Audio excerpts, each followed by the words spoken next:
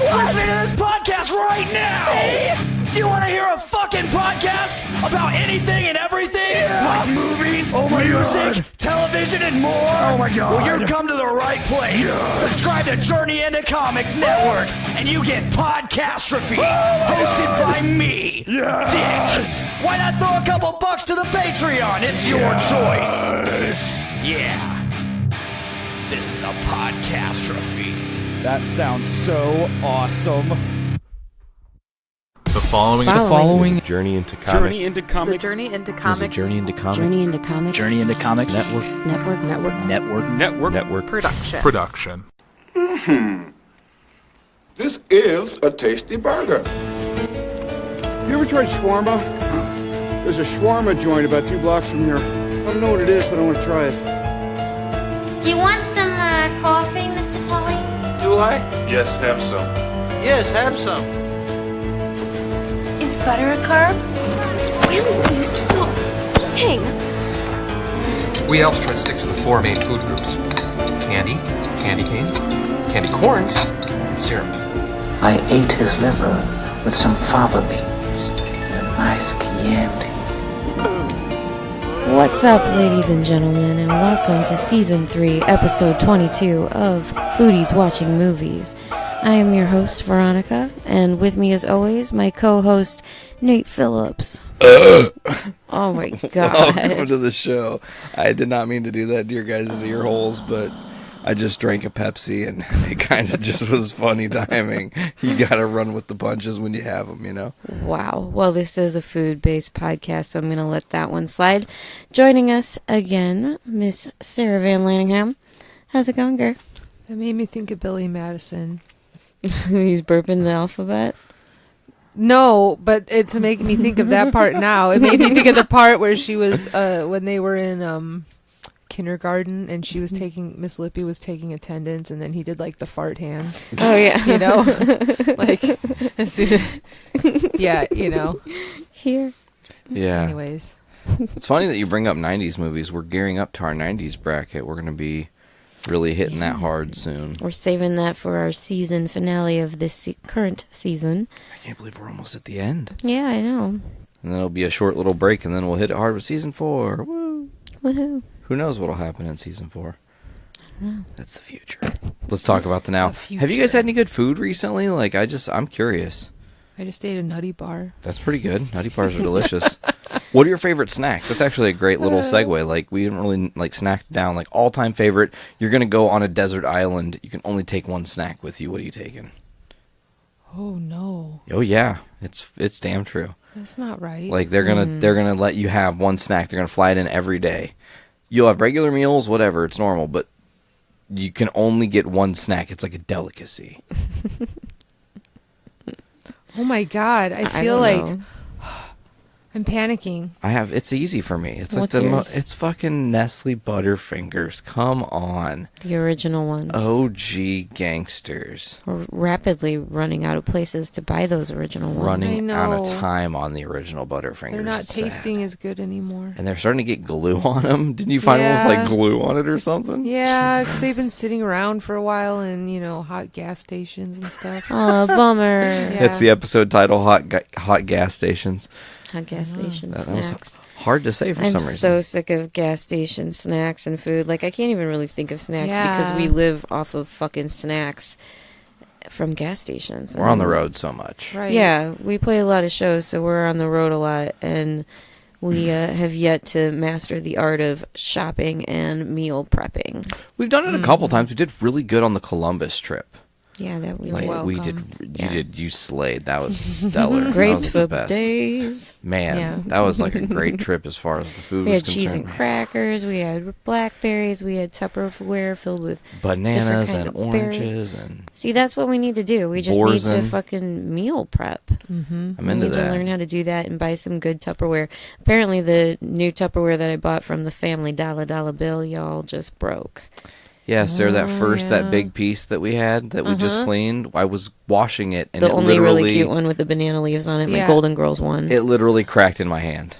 It was the most ridiculous Dollar Tree thing. shit. Yeah, well, it was only $5. I can't be too mad at it. But Yeah, I'm not letting you guys get down to this question about the snacks because I answered with Butterfingers, but I'm serious. You're trapped on the desert island. Well, like if we're going with Butterfinger things, like if I'm going for a snack like that, I am also going to say Butterfingers, the original Nestle ones. I love them. Okay, I hear that. I love them. They bring me back to memories of swimming in my youth. Oh God, I can't believe I'm about to tell the story about the fact that I was like, my family would go to country clubs and the country club and swim every summer. Ooh, talk about it. Ooh. My stepdad's family was members of the Yuki Country Club. Clarify that it's spelled Yush. Yeah, Youche. So we were driving one time, just to side tangent, and I was like, what is this Yush Country Club? I was like, that's pronounced Yuki. Like all fucking posh. And I literally was like, no, it's not. Such a bummer, though, because that place has been recently demolished. And they filled in the pool, and it's all overgrown and crazy right now. So it's all gone. It's like my childhood is all gone. But I had a blast. My sister and I would swim there every summer. Jesus, that cat is so loud. Why is she in here? Ami wanted to be on the podcast, so I'm making her be on the podcast. See, now you have no option. Yes, that was amazing. Great job. She's super noisy. Oh, my God. Oh, my God. That was awesome. She clearly hates Nate. Man, that was amazing audio content. Yeah, my cat is very vocal. She's not being tortured or maimed or anything. No. She's just this crabby French lady. Yeah, she's a very crabby French lady, old lady. Definitely scratched my nipple. She definitely scratched my nipple. Nate likes to force his love.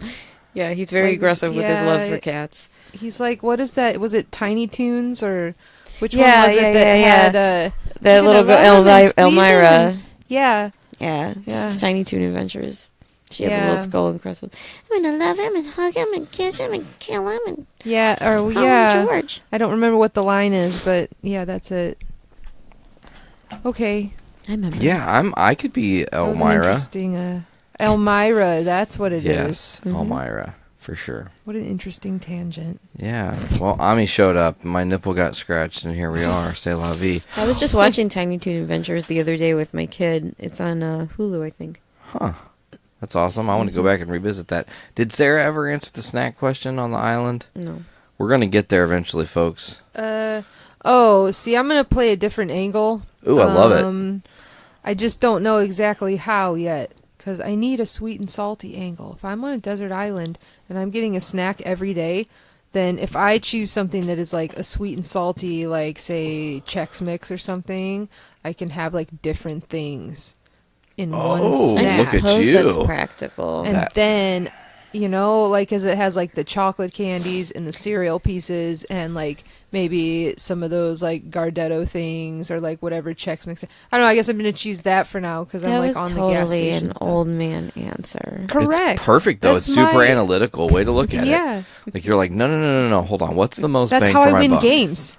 That's how I win at life. I'm over here like, oh, she's old gonna. man at heart. Yeah. I thought you were gonna say beef jerky. I was like, oh, she's gonna pick beef jerky. That's an awesome answer. I want to pick beef jerky. Like, I'm dumb. Why didn't I pick beef jerky? No, I don't want meat leather the whole time I'm on this island. Kinda. I want Butterfingers. I'm not gonna lie. I never get sick of eating those. Yeah, same. I could have They're them really every good. day and be totally fucking happy if they're the perfect Nestle ones that aren't Alternately- too hard and hurt my teeth. Alternately, Snickers is life. Like that's my thing. I don't like Snickers. I like Milky Ways if I'm going that way because I don't like nuts. Have I talked about that on the show before? How like there's the three. I'm sure I have. How like it was that Mars candy that does the Milky Ways and they do Snickers and they do Three Musketeers, Mars Bars Factory or whatever. I don't know if it's Mars. I know it's the same company though. Okay. Well, anyways, whoever does it, I can't remember, but it's like they were like, okay, Three Musketeers baseline. And then they added just caramel to the Three Musketeers. Here's your Milky Way. And they're like, oh, let's also add nougat and nuts. Boom, Snickers. Home run. Yeah, it makes sense. Perfect. It's the best snack. Yeah, I love Three Musketeers. That was another favorite. I would always like eat the chocolate off of it first and then just eat the nougat after. Yeah. That was like fucking perfect because it was like delicious, fluffy vanilla marshmallow flavor, you know? It's like a challenge. Like, remember when, like, pulling apart Oreo cookies used to be a challenge? Yeah, totally. And then, like, now the cream filling, it's just, like, just crumbles apart in your hand sometimes. Yeah. We had those pull apart yeah. Twizzlers the other day, remember? Pull and peels. Yeah, pull and peels. Yeah, and then you got those weird ones that tasted Yeah, the cherry lemonade Did we ones. talk about those already? I think we did. Yeah, the Play-Doh ones. Yeah, the Play-Doh ones. Flavored. Oh yeah. God, we're back to it. I know. Oh. We've been eating a lot of road snacks. We've been Yeah, on the road a lot. we're on a circle now. It's okay. Yeah, we're on a loop. We circled back around. That's fine. Because we still didn't really talk about the initial question, which was like, what good foods have we been eating? What's been... I know tonight we had a really tasty dinner. Like, man. Yeah, we had Guero's again. Taco dinner. Point. El Guero's for the win. Yeah, we have a thing with tacos, you guys. That's pretty much all we know how to eat. What did you have? And chicken and waffles. I didn't have chicken and waffles, though. We went to Round the Clock. Oh, fuck yeah. We should talk about that experience, too. That's a good That was one. a strange experience. That was weird. It was late at Yes. night. We don't usually go out to eat after It was a like certain going hour. to Walmart, but for food. Yeah, but that was when I had to work late, I think. Yeah. And, We got back into town real late at like It was like 10:35 or 11. It was up there. That's late for me. And I'm I an needed adult. that. And we had delicious diner food. And Yeah, I it had was some really coffee. Good. Yeah, diner coffee. It was all right. Did you guys both have breakfast? Yeah, I did have breakfast. It was delicious. What'd you I had end up with? pancakes and like eggs, and I figured that was gonna be my last four-way. I can't talk. It's gonna be my last time eating pork, so I went for it because my mother showed up with a new piggy pal, a potbelly pig, at my house. And now we have officially reached nowhere. A little guy. The 6th degree of. Yeah, our new piggy, Kevin Bacon. Yep. So since that happened, I decided that I can't possibly eat pork products in good conscience anymore because I love Kevin so much. And I didn't want to like him, but I really do. He's a great little pet.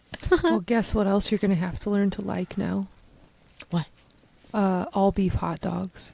I do like those. Like the Angus beef hot dogs. I do like those. I like those. I've been learning. You don't like them. Nate doesn't like them. Not a Nate fan. doesn't like them. I couldn't remember. I can eat those. I don't give a fuck if I'm a friend with a pig. I'm still gonna eat fucking pork. I like bacon. The whole reason Like, I even Jesus Christ. the whole reason I even brought Kevin up was because we were talking about what I had for breakfast at Round the Clock. Yes. Yeah. Which was slice of ham, which I took like one bite of. Mm-hmm. Bacon, which there was not nearly enough of. It was like little tiny squiggly pieces, which they were really good with my pancakes. I was super pleased. And then, I ordered 2 eggs, and of course they gave me 3. Yeah, what is that? It's like a What is Midwestern that diner thing. thing? I Like, don't understand. I never want 3 eggs. I just barely want 2.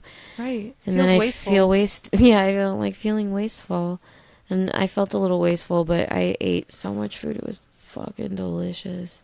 Yeah, I did have chicken and waffles that night. That's why. Oh, I yeah, said you chicken did. and How were they? waffles. Oh, yeah. Because you can get the totally. chicken and waffles a couple Yeah. of different ways there. Like, you can pick the way you get your Yeah, chicken you can served. get, like, wings, and you can get strips. I just got the fried chicken strips. Tenders, or whatever. yeah. Yeah.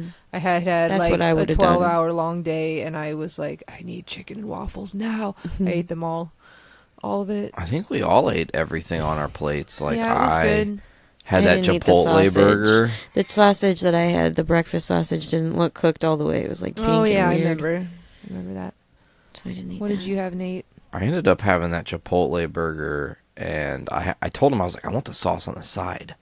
Best decision. Because then I could take a bite with a little sauce on it every time and get exactly the right amount of sauce, and it's not like squirting down the back of my throat, going off my fucking hands or whatever. This sounds totally not like I'm eating food and a porno is happening, but no, it's like Whoa. I just like smashed this burger. It was so good. Like I was blown away. And you guys had said like we should go to Round the Clock again, and I was like, yes, let's go. There were so many other burgers I want to try now that I know that they're really good. Like Well, good to know. they Next did a time really we're out great late, we job. will. Yeah, they do a really great job. I was genuinely impressed. I was thinking like the next time we have a really late show and we don't want to eat at motherfucking Steak and Shake And there's no Waffle House in sight. and there's no Waffle House in sight, then we can go to Round the Clock. I'm into that totally. It's a cool celebration station. We should talk about our waitress. Interesting people there. Yes, our waitress like cozied up to us and was TMI right out the gate. Like, it was very interesting. I think she just had a long day. she was just like, "Hey, so I'm not gonna take your guys' order yet because these other people just walked in, and I really need to take care of them first because I don't want them to feel awkward, and they really demand service really fast, and I don't want to lose them because I've had them as customers for like 20 years." And I was like, "Whoa, life story, lady, slow down." And we're like, can we get some coffee? Yeah, we're fine to wait. We need a minute anyway. We're 15, you know. That was funny. Yeah. And that's always the hard part about a place when you have the 24-hour like breakfast menu with a regular dinner menu, is that you sit and stare at the menu so at least I did. I was like, don't want breakfast. There's too many options. I circled around. I almost said chicken and waffles is life. I almost ordered just French toast because that's my jam too, you know. I was all over the place. I almost ordered. They have like crepes there too. I almost ordered some sort of chicken sandwich, and then I circled back to the burgers, and I was like, no. It has been decided. Didn't you say something happened to a burger place down the street? Mine are done. Oh yeah, Tell a me truck about ran that. into the wall yesterday. Yeah, I saw that online. Another vehicle. I feel like Mine Are Done just gets a lot of vehicles that strike the side of the building for some reason. Well, they are on a very busy location. Indianapolis location. Yeah, and it's scary. I shouldn't laugh because people could get hurt or whatever. Nobody got hurt. It just like they said the ridiculousness of the incident though is yeah, hilarious. they tried to like talk up the damage to the brick wall. It's like okay, we get it. Somebody probably hit it at like 25 miles an hour and they needed to write about it. Enough to fuck it up, and lucky there wasn't someone sitting there that got hit by one of the bricks because that's actually more, really destructive than possibly because you could take a shot to the car. I know. I mean, my sister got hit by a car. She survived school. Bodies are durable. It's not really cool. No. I'm saying how very casual. I'm just saying like bodies are durable, so like they're resilient. Yes, it's more dangerous in those situations for debris to be what gets you, not the car. Debris. Ooh, Twister reference. Debris. I love that. You're making us watch that damn Tornado Hunter show. I don't want to watch that. I didn't make you do anything. I just put it on, and you're choosing to partake in the. No, you're like asking us, so what do you want to watch? And then we'll be like, oh wait, I'm just going to put this on. And then you put it on and we're like, okay. He didn't even ask us if we wanted to watch Jeopardy. We've been watching a lot of Jeopardy love though. watching and that's always like Jeopardy. a go I'm to so like good at it. And that's always like a you're right, you're really good at it, but like it's always like a getting ready for bed type show. Like I'm not ready to zen out and not That's why we watched think. like 9 episodes in a row yesterday till like 3 in the morning. It was not 3 in the morning. It was like 1. It felt like it was like 3.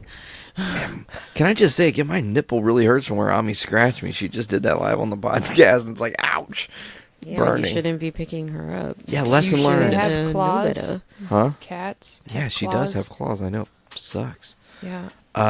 We didn't talk about what we had at El Guero's today, though. I had 4 standard, chicken tacos. That's your go-to. Yeah, But I like them. It's good. They're really delicious. I mean, they're consistently delicious. With you got to get the 2 corn tortillas and the onions and cilantro. You don't eat them like that. That's how I like to eat them, with the lime. But that's not true because ever since we've been going there. Yeah. I order those street tacos and get them cilantro and onion just like she did them. Because remember, and you guys can go way back to earlier episodes of Foodie Season 2 where I was like, you have to be a bold, very passionate, very, believe in what you're putting out there chef to only have 2 items on your taco and confidently sell them that way on the menu every time. Right. And she does. She kills it. Absolutely. I stopped getting the tacos because the last couple times I ordered the steak ones, it was gristly. Yeah. And I wasn't feeling it, so I started getting the cheese quesadilla, and that's really good because I've been getting also the homemade cheese dip. This queso. Oh my god. Delicious. Nate did something horrific with it, which I mean, I understand, but it was really gross to watch. Can I back up a little bit? So I ordered the burrito suezo and got it with no rice or lettuce or cilantro because I'm not about that life. But I got like halfway and it started to kind of get dry. Can I just say, having to order this for him on the phone with this little Mexican lady was just like so funny because I said, okay, this is funny, but I need to get the chicken burrito suesa with no rice.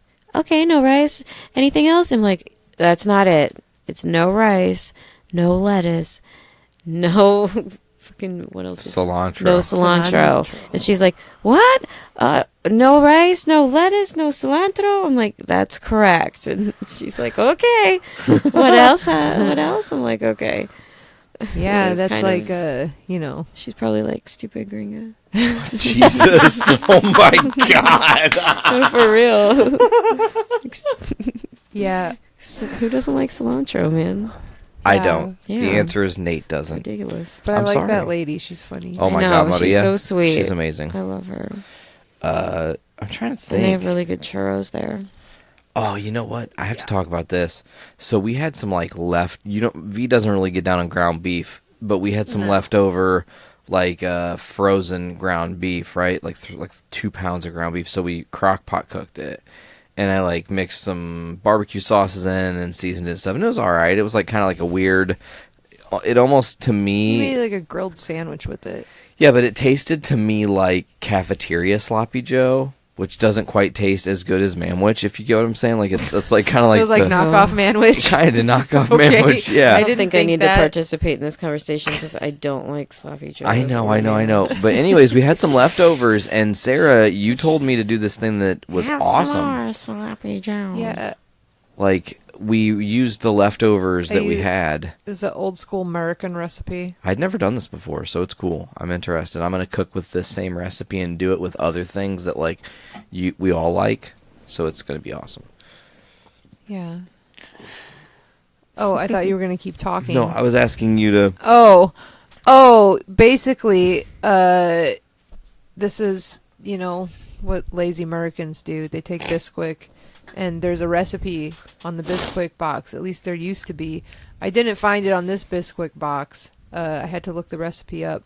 But you like take ground beef, and you're supposed to make it from fresh, just like a pound of ground beef with an onion, and you skillet on the skillet or whatever, you brown it, and then like. You put it in a baking dish, a glass baking dish, and then you put cheese on top of it, and then you make the Bisquick mix, like batter, like you mix eggs and milk in with it, and you pour it in and you bake it like a casserole, and it's really, if you like that kind of stuff.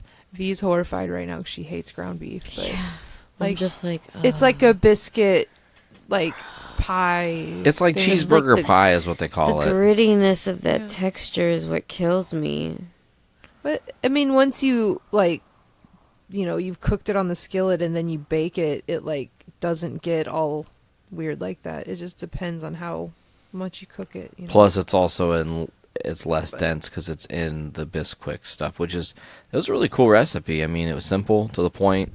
Mix it up. We got 2 meals out of that one thing. Yeah, because you weren't really happy with the way it tasted the first time, so I thought, well, this will hide it, What if you did that with like a chicken pot pie recipe, though? That's what I told him. I didn't want to tell you about that recipe because you were going to get weirded out because you don't like ground beef. But you can do it with everything else. But yes, you can do it. Basically, you just put meat, whatever kind you want, and cheese and oh my God, biscuits. You could put so like it turns into like a biscuit for the cheese, chicken pot pie. Oh meat. My God, my brain is going a million miles a second. I mean, I guess you could make vegetarian one too. You could do anything you wanted with it. Yeah. It's a basic like Bisquick recipe. It's like a casserole base. Yeah. You know what's funny that Nate didn't know about that he just mentioned to me the other day?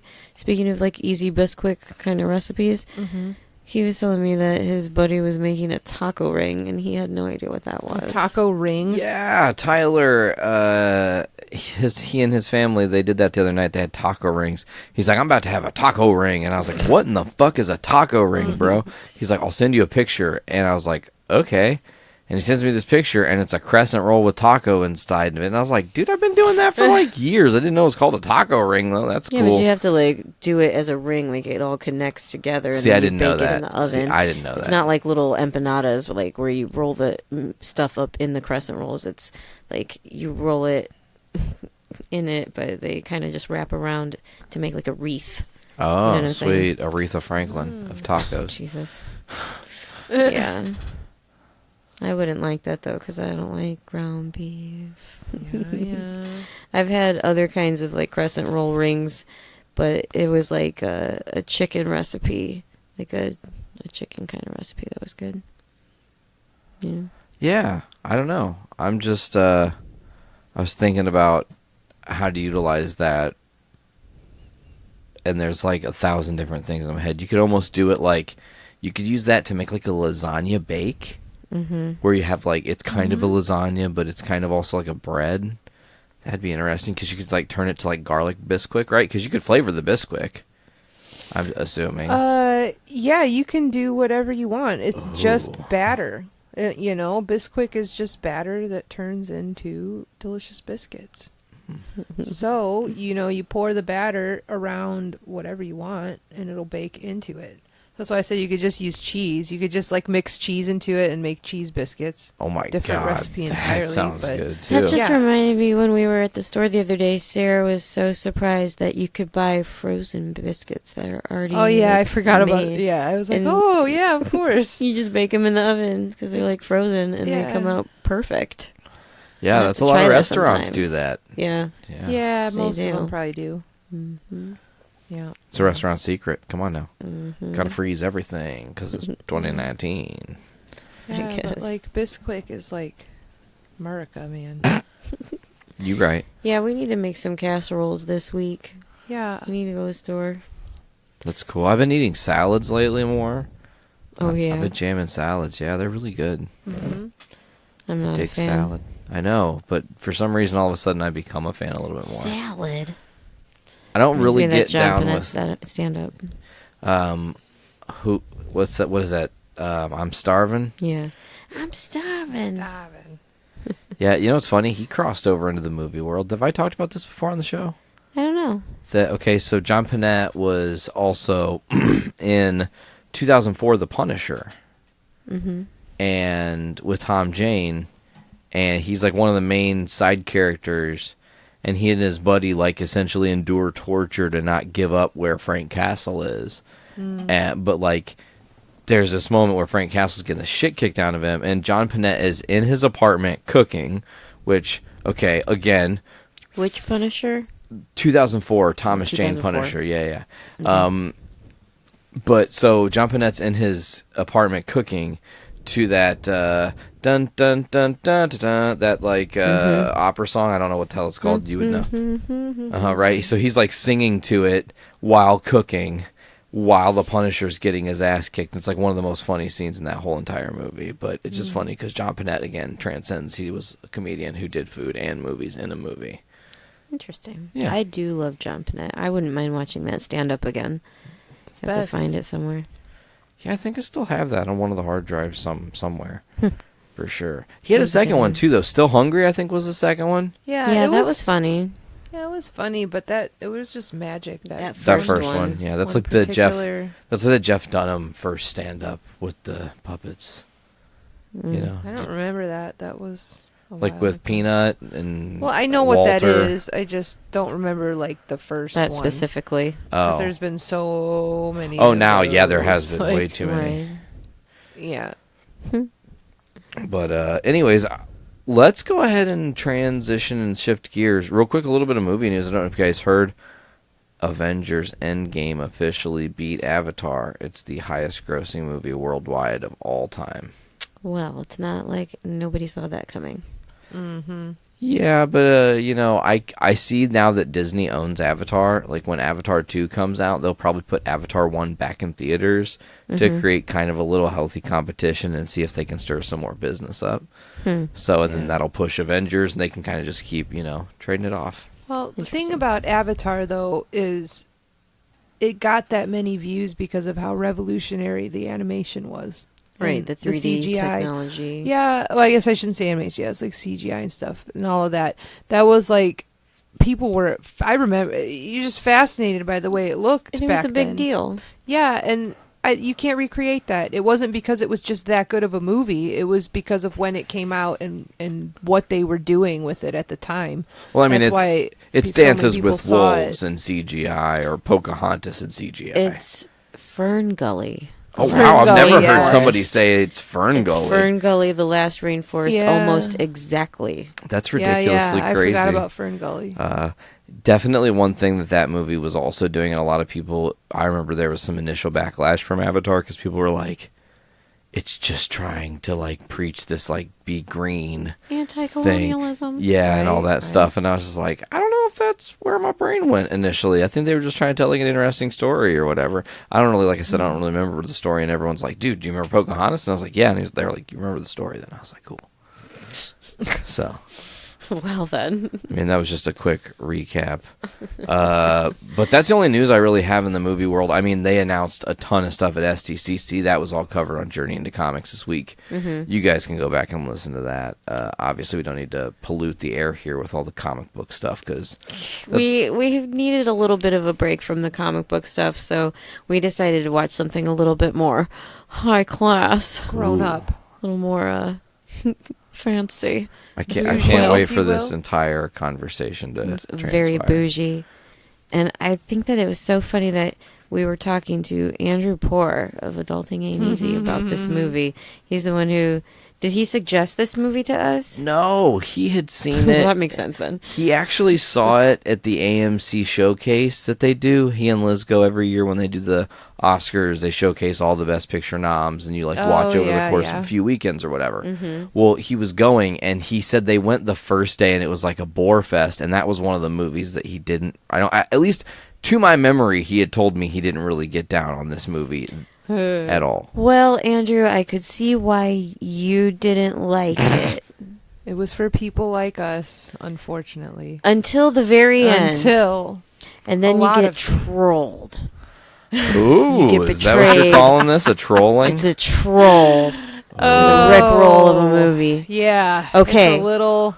So you want to talk about this movie? I mean, No, I go want ahead. to. You're talking. I didn't mean to talk over you. No, Go you're ahead. fine. You're fine. I just wanted to say I had seen the trailer for this movie a long time ago, and I really wanted to watch it. And I suggested it to us, and they said, "Oh yeah, we'll find it. Blah blah blah. We'll get it. Whatever. Blah blah blah." And then we did, and then we just never watched it. And I'm talking about, of course, the movie The Favorite. That's with a U. Yes, it's The very Favorite. British. Very British. It was a very art filmy, like Oscar bait, trying real hard kind of movie. And I really was into it. Like, I was like, oh, I think Sarah's going to be into this movie. I think this plotline's going to be funny. Like, this is Emma Stone's in it. The woman who played the Queen won Best Actress at the Olivia Oscars Colman. this past year. Yeah. And it was nominated for Best Picture, right? Correct. It didn't win, though. No. And I can see why.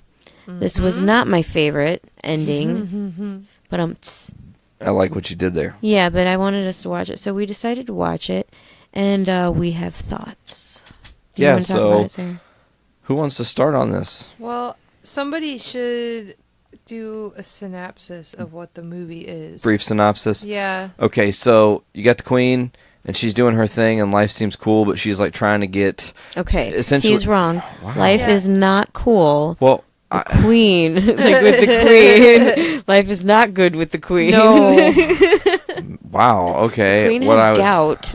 Well, what I was more saying is like...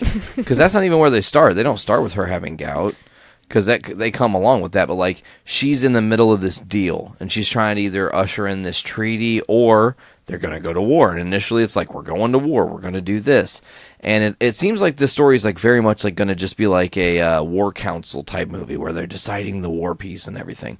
But it really shifts really quickly because you get introduced to Emma Stone's character, who is this like in the bloodline of Rachel Weisz's character Sarah. Interestingly enough. And Rachel Weisz is like hand to the Queen, Yeah, you And probably should explain who these people are. correct, she's the hand of the queen. Like, you're missing the whole point of this Okay, movie. please take over then. Jesus, go ahead. Please do it. Please, by all I means. don't want to do it if you're going to be like that. No. I'm not being like that. Look up a thing online. Just go and ahead. Read it to the people. Better, Well, I can't. I was just going to... Okay. All right. This movie is simple. It's about the relationship between the queen and the lady that Rachel Weisz's character is, named Sarah, who is like the hand of the queen. If this were Game of Thrones, she'd be the hand of the queen. And she helps her make diplomatic decisions because the queen is kind of like feeble-minded and super depressed, which we later find out she's lost a ton of children and is like kind of crazy. Mm-hmm. And so, but yeah. And then Rachel Weisz's character's cousin, Emma Stone, is like this woman who is looking for a job at court because her family has just been like disgraced from her father, like burning their shit to the ground or whatever, and debts and stuff. So she needs a place to go, so she goes to court, and her cousin hires her on. But sends her to the, like, dregs. Sends her to be a maid, and whatever, and she gets pretty abused around, the other ladies. Like, she burns her hand in a bucket of lye, and this a-hole general dude, he's like the leader of the opposition, like, just pretty much kicks her and pushes her down like this fucking hill. Yeah. Oh, she gets lashed. Yeah. I don't remember why she got... well, because she ends helps. she ends up finding some herbs to help the queen's ailments, because the queen has gout and her leg is all fucked up. It's gross as shit. It was gross, yeah. Shit was gross. Sucked. Poor girl. But anyway, so yeah. And then she just rapidly gets in favor of the queen and becomes her favorite. And then jealousies ensue, and I wanted there to be like more drama. Like the score certainly made you think that the suspense was building towards something. Oh, yeah. And then the ending was just a big fat fuck you guys, fuck you audience, like fuck the fans.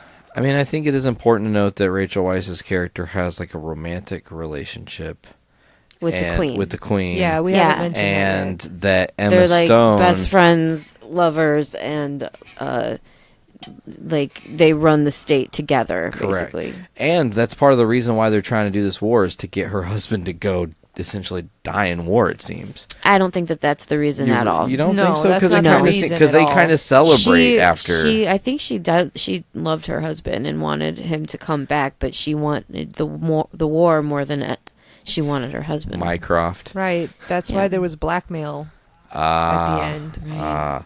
But bitches had to play and get catty. I didn't like the turn of events in this movie. Emma Stone Ooh. essentially sees some stuff go down between the Queen and Sarah and is like, whoa. Some David Lynch level uncomfortably yeah. long sexy time scenes. And then she sneaks out, and that's when her plan really comes into motion. Like, maybe I'm gonna whore myself to the queen. But not only that, though, she has the strong advantage of knowing the truth about her cousin, who maybe thinks she doesn't know the truth, and she's a little naive to that. So then it slowly starts to become a competition. Yeah, and there's like almost shooting her the one but scene. The queen and Rachel Weisz's character, Sarah, were both talking about how they know that the queen is just fucking with her by fucking with this younger girl. Like they're both talking like, when are we going to stop this ridiculousness? Yeah. She's like, I don't think I want to, because she's the queen. She's so having doing too whatever much she fun. wants. Correct. She wants the attention because this woman was, maybe not paying as much attention to her as she wanted. She's very like childlike. But this movie, I think, ultimately is like the "be careful what you wish for" allegory, because Emma Stone's character really wants to be in a higher position with the queen, and then like almost sees Sarah's position as like, oh, I would love to be there because then I have it all and I can make decisions and I can. She starts getting greedy, and then she gets what she wants ultimately, in a way. Spoilers. But she doesn't really get what she wants also, in a way, which is not spoilers, and it leaves you ambiguous and wanting to watch the movie, I hope, and make your own decision. What do you have to say, Sarah? Please. Well, that was a lot of a movie.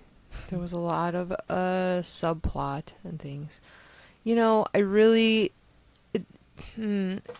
Sorry, I'm choosing my words carefully because I don't want to really spoil it for people, I guess. Well, the movie's been out almost a year at this point. Well, yeah.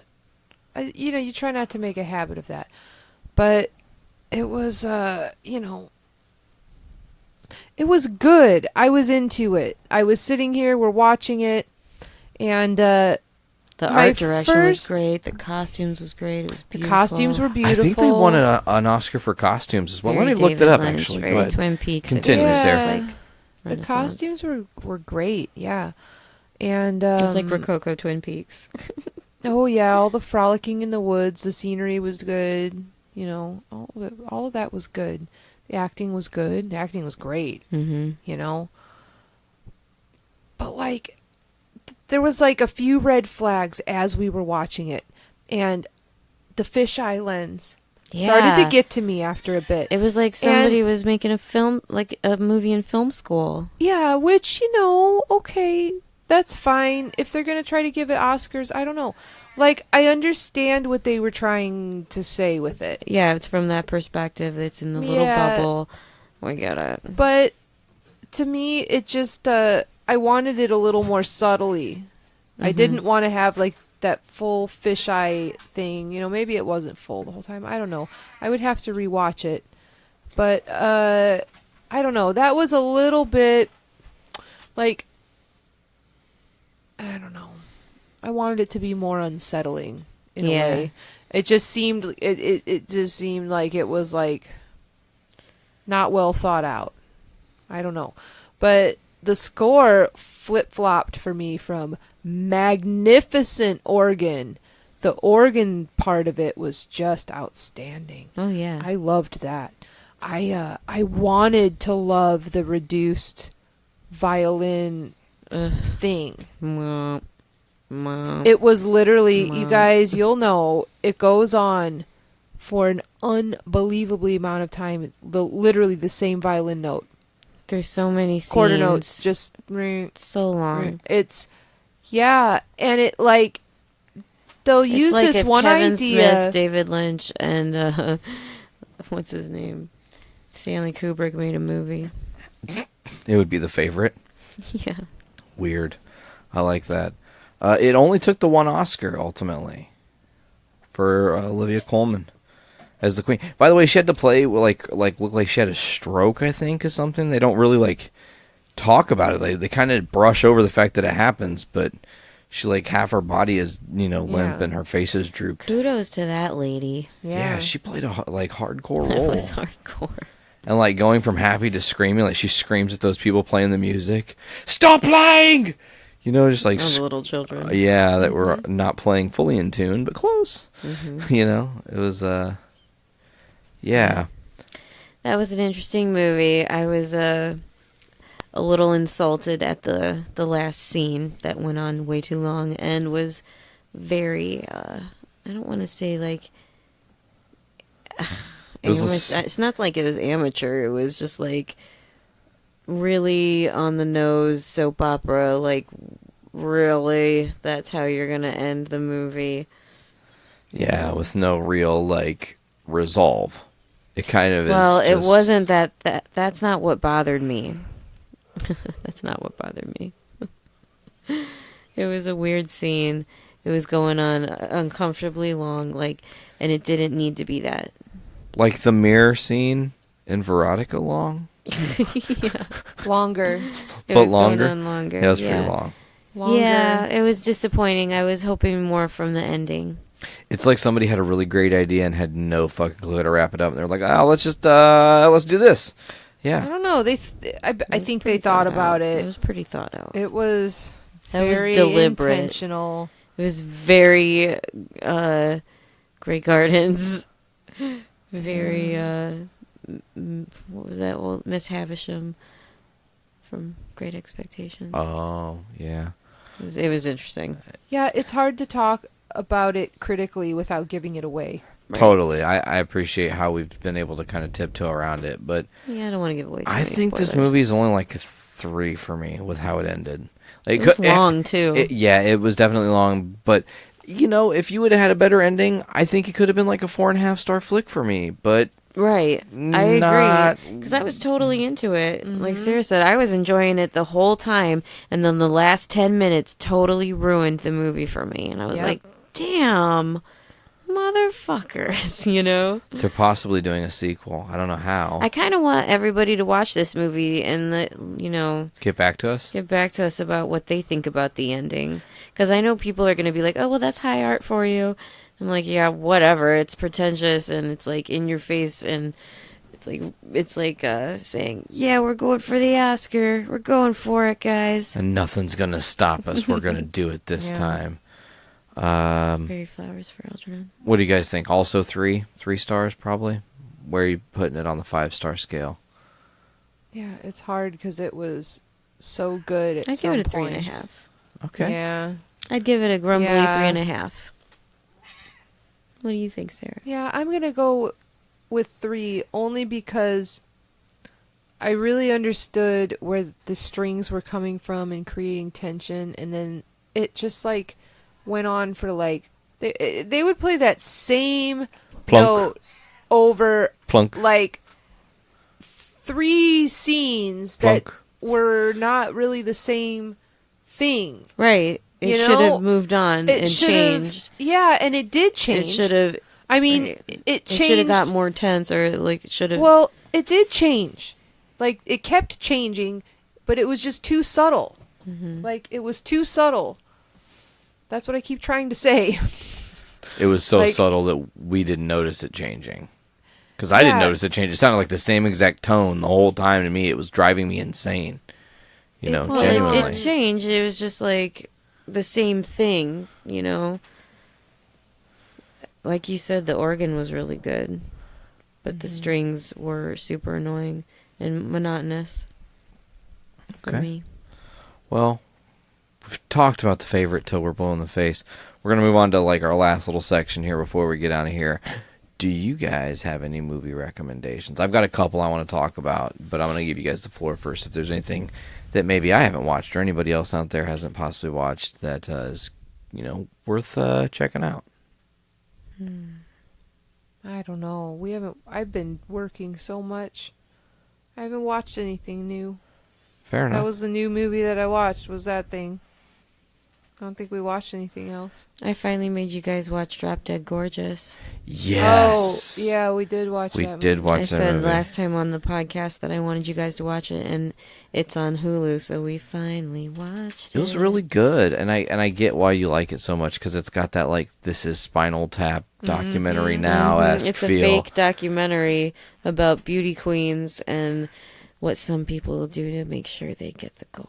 Kirstie Alley's in it, and a lot of other people. It's a good flick. I really enjoyed watching it. Did you like it, Sarah?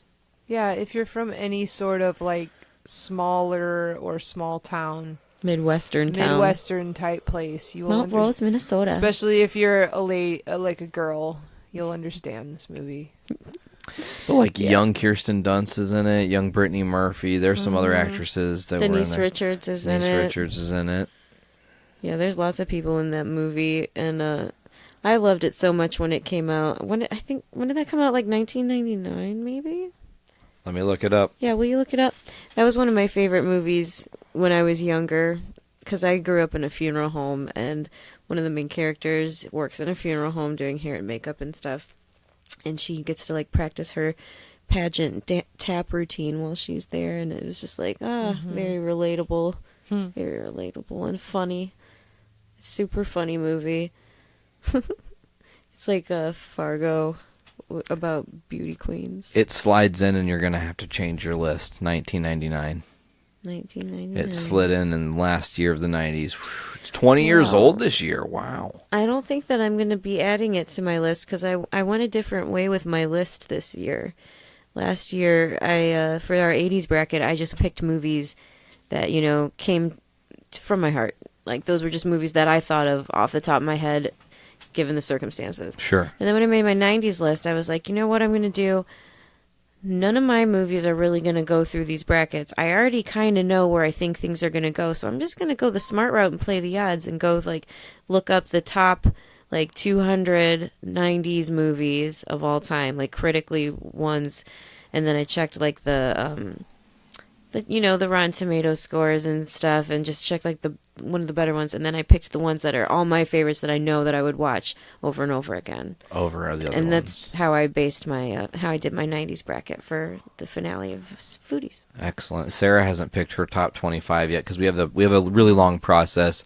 Everyone involved will pick their 25 top 90s movies. Mm-hmm. Then I'll create an aggregate score. The top 64 of those movies, of everybody's movies, will move on to the next round based on who has the highest ranking.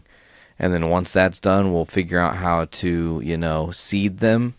And then it'll be on, and I'll make the bracket, and we'll get ready to do it up again in style. And that was a really fun 2-part finale last year. We got one more episode to go on this season of Foodies before we get to our 2-part finale. So we do you still have some time to work on your list. Yeah, totally. So we got a little bit to go before we really get there. And if anybody out there has any suggestions that they want to throw out there, any movies they want to see make the list, hit us up on our Facebook or Instagram or wherever. Yes, that's a great plug. Good job. I appreciate you there. Sarah, you said you didn't think we watched any other movies, but we did. Because you and I got to see a movie with Anthony the other day called Mud. Oh. Did you dig that movie? What are your thoughts on that? I gotta think about it. I forgot about it already. What was that about? There's Matthew McConaughey. He's got the weird fucked up teeth. He lives in a boat in the woods in Alabama. Yeah. And those weird like river kids or whatever. The river kids, yeah, neck bone. Oh my god, movie. you would love this movie, V. It's really up your alley. It's up your alley for sure. But it's like essentially this guy is out in the woods and he is trying to save his girlfriend, but he's kind of got some shit that's like following him around, and these kids are just being kids and getting into trouble, and they meet this stranger in the woods. They're trying to steal this boat, but it's his boat. So he makes a deal. If they'll help him, he'll give them the boat, and things go awry. It's a very interesting heart, it's a feel good, hit you in the feels kind of. I didn't cry or anything. It didn't make me feel like that, but it was good. It definitely was really good. We'll see. But I actually have better recommendations. I have 2 that I want to talk to you guys about that are recent watches. One of them is more for the people that are out there listening that like to live a little dangerously and can get down with gore and blood and guts kind of stuff, because this was an intense flick. I watched this movie with Anthony the other day called Shot Caller, and Jamie Lannister is in it, okay? Uh-huh. Is it some like shitty B movie from a different country? No, it's an American-made flick, okay? It is kind of a B movie. It's still high quality, but the premise is awesome, and then the story itself is really cool. So it's like Jamie Lannister, that's what I'm going to fucking call him because I can't think of his name. Nicholas Waldo, I think is his real name. Mm-hmm. But he's this banker, living his normal life. Everything's cool. He goes out and hangs out with his wife, and they're friends, like husband and wife. And he's driving them home, and they get in an accident, and because he's drunk, his friend dies. And so he has to go to prison. And essentially the movie is him acclimating, like, it's either kill or be killed in prison. Oh, that sounds horrible. And so it goes from this, like, it's very much a Walter White kind of story where you see this, like, modest, good guy. I don't want to watch that. I've seen all of Oz. I don't need to see that. Down in flames. But then also, like, ultimately the movie's very, very redeeming, and the ultimate end goal is so awesome. Like, they take it in a totally different route that I was not expecting at all. But I highly recommend that movie. It's pretty easy to find. I think it's like on Amazon Prime or something, or if you've got like Xfinity on demand. Called? Shot Caller. Shot Caller. Because Nicholas Waldo plays this guy named Money, because they call him Money because he worked at a bank. That's his prison name. But like he has to join a white power gang because it's that or you're gonna die. I don't know. And then, like, I don't know why you would think I would want to watch this movie. No, I'm not saying. That's why I said more for those people, not necessarily for you guys. Oh, okay, great. But I see. the other one I think you might like. It's called Upgrade. And this guy, it's kind of set in the future, and he is an old school dude. He's kind of like your dad. loves working on cars. He loves working on muscle cars. But it's the future, so there's all these electric vehicles, and it's not his thing. And he's all against like technology. Well, he and his girlfriend are in this car that's driving them because they're all self-driving cars, and it gets in an accident, and she dies, and he becomes a quadriplegic. Damn. And this dude is like, hey, I've got this chip called STEM. I created it. Wait a minute. I think I saw a trailer for this, didn't we, at the theater? Possibly, yeah. When we saw Spider-Man? No. Not Spider-Man. We saw something else. And this was like, it would have come out last year sometime. It would have been I feel something. like I remember this this trailer. But they put the thing in his neck, and it's like a he can't, it's confidential surgery because it's not like FDA approved or whatever. And this thing starts talking to him, but it also makes him like superhuman. It's kind of like Neuralink. We're just talking about that. Yeah. Yeah, totally. We were just talking about how freaky that shit is. So, and I was just watching the presentation on that, and like they have to have a robot that implants Neuralink because it has to microscopically touch your brain and put these tiny little wires into it. Sarah, have you heard about this new Neuralink thing that Elon Musk is unveiling? No, I don't know what you're talking about. It essentially puts a USB port in your neck, and if you have like problems like muscular dystrophy people or people that can't move and stuff, it can help reprogram your brain and stuff. But they can also feed information into you kind of like a computer, so you could just be given all the knowledge of the world in like a single fucking shot. That's boring. That's not human at all. That totally led to this conversation we were having about that, how we were talking about, would you rather be living in like content plasticity, like just contentment, just being the same and not feeling everything, just one big content hive of okayness. That's what we all would become, because we would all just be plugged in. But of course, if we all had the same knowledge and all could drive towards the same goal, we could become a better civilization, maybe become like a civilization what level. Would be the point? Because we need to at some point become a civilization level 3 or 4 in order to get off this planet and keep our species going. Why do we want to get off this planet? Because this planet's going to die. Well, obviously, I know and that. fast. I just mean like. No, I mean that's seriously like. That's the way to look at it, but anyways, so Upgrade, he gets this STEM thing, and it's like making him super powerful, and he's like, he can fight anybody and block anything and whatever. But then he decides that because he has all this power and all this ability with STEM, that he can, because he was a quadriplegic, so he couldn't even walk, and now he can like fight and run and do all these things. So he's like, I'm going to solve my wife's murder and figure out who the fuck did this and why. And like that unfolds, and then you get the resolve of it, and that's like, and then the movie ends in a way that you would never ever expect a movie to end. Like it totally left fields and doesn't resolve where you could even predict. So those would be my two. If you get a chance, watch Shot Caller and or Upgrade. All right. Both are worth the watch. Also, Detective Pikachu is really good. Like, really good. Oh? I think you'd like it. V watched a little bit of it today. What did you think of the little bit that you watched? I didn't want to like it, but after I understood the plot line, I was like, okay, I guess I can get on board with it. Like, it had me captivated for a little bit, and I was like, I gotta get up and go practice. That's a good way to look at things. Yeah, I needed to go practice some piano. It's been a while. Yeah, well, I think, do you guys have anything else you want to add to this week's episode before we jump out of here? No, I think we covered it. We bitched enough about the favorite, I think. Not the favorite. Yeah. It was not our favorite. Not our favorite in the hot gas stations. Yeah. Yeah.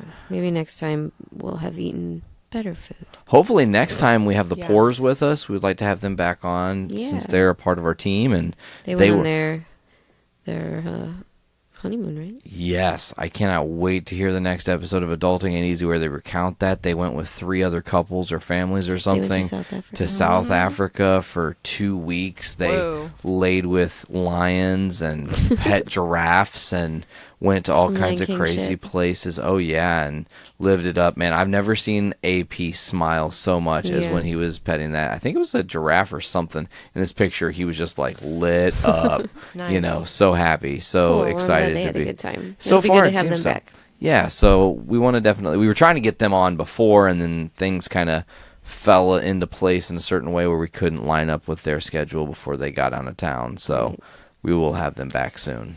Next time. All right, folks. Well, before we get out of here, you can always check out Foodies Watching Movies on the Journey into Comics Network at journeyintocomics.com. Get us on iTunes, Podbean, Stitcher Radio, Google Play Music, CastBox, TuneIn, Spotify, and many others. Just search Journey into Comics Network or go to patreon.com/Journey into Comics. Give us $1 for early access exclusive content, $5 for our sticker tier, $10 for our t-shirt tier, $25 for our t-shirt tier, plus a training session with me to teach you how to podcast. I think that's going to do it, folks. This has been Season 3, Episode 22 of Foodies Watching Movies. Not my favorite. I have been your host, Nate. I'm Veronica. Sarah. And we will see you folks later. As always, eat fearless.